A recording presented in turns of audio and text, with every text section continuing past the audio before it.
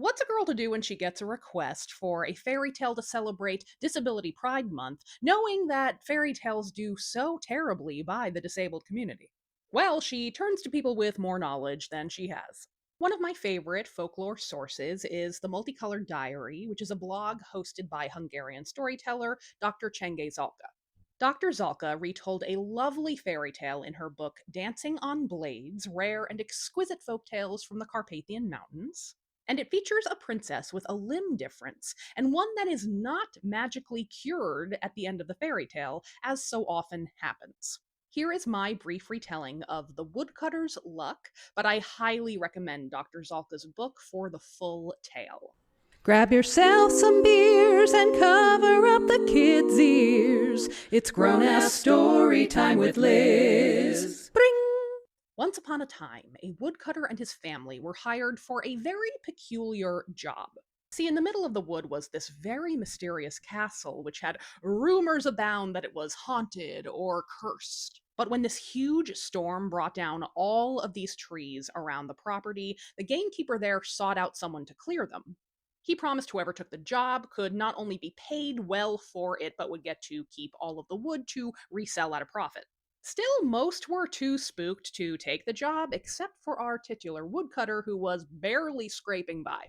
When the woodcutter and his family began the job, they observed some goings on at the castle, giving them some clues about the castle's inhabitants.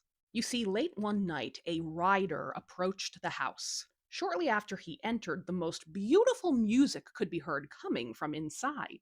When the music stopped, the rider left, and then all that could be heard inside was a heartbroken weeping. The woodcutter finished the job, and the gamekeeper offered his family a very nice annual sum if they would keep the castle's secrets. The woodcutter's family became wealthy enough that they were able to marry off their daughters quite well, and they began having a family of their own. But the woodcutter's youngest son could not get the castle out of his mind. He stole back several nights to observe, and eventually he made his way into the castle by basically bear hugging the rider's horse from the underside so he could trot inside along with them. There he saw that the owner of the castle was a beautiful princess. She was reclining on a hammock, and there she stayed for the rider's visit, for she did not have any legs. Turns out the rider was the one playing that beautiful music on a flute, and it was very clear that the rider and the princess were very much in love with each other. But when the rider finished his song, he departed, and the princess was heartbroken, and she wept. Now, a servant saw the woodcutter's son spying, and he chased him out of the castle, and on his way out, the kid tripped into a very deep well, and he wasn't alone there. He recognized his companion in the well as the father of all devils. Now, the devil said to the boy, "I can get us out of here if you'll let me cut your hair." And the boy was like, "Yes, yes, please do." So the devil cut the boy's hair down to his scalp, and he turned that hair into a long rope which he slung to the top of the well. But of course, the devil's a tricky bastard, and he climbed out of the well and shouted, "Sucka!" and pulled the rope up before the kid could join him. And that kid never made it out of that pit. Now, when the woodcutter and his wife noticed that their son had gone missing, he went to the castle to investigate, and he too ran into the father of all devils. And the devil tried to trick him too. He said, "Your son is inside that castle, and they've forced him into servitude there.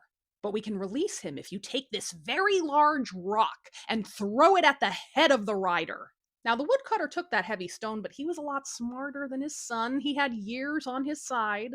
He was not about to do any work for the devil. He pitched that stone in the opposite direction as far as it would go and essentially said to the devil, "Get bent." And the devil scrammed because an honest man is the devil's worst enemy. It turns out that clearing the property of this devil was the very best thing that could happen to the castle.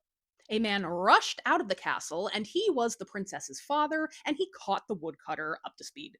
He had built this castle as a safe haven for his daughter, to protect her from the cruel world and their attitudes toward the disabled.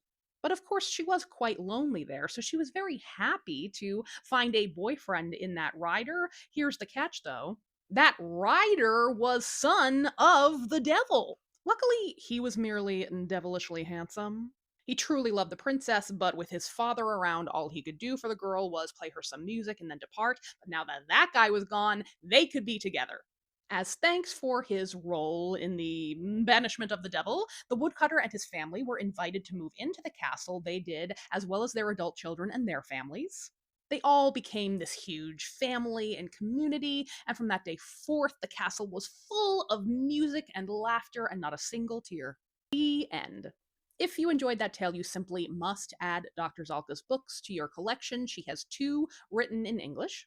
This one is a collection of folk tales told in the 19th century by a storyteller from Hungary named Palyuk Anna. Dr. Zalka was the first to have translated and published those fairy tales, so it's a really special collection. And Dr. Zalka is a very engaging storyteller. I really, really, really love this book. Happy Disability Pride Month. I would love to hear in the comments what fairy tales you would like to see do better by the disabled community, or any gems you found that resonate with you in terms of disability justice. Take care of yourselves. It's been a lifetime.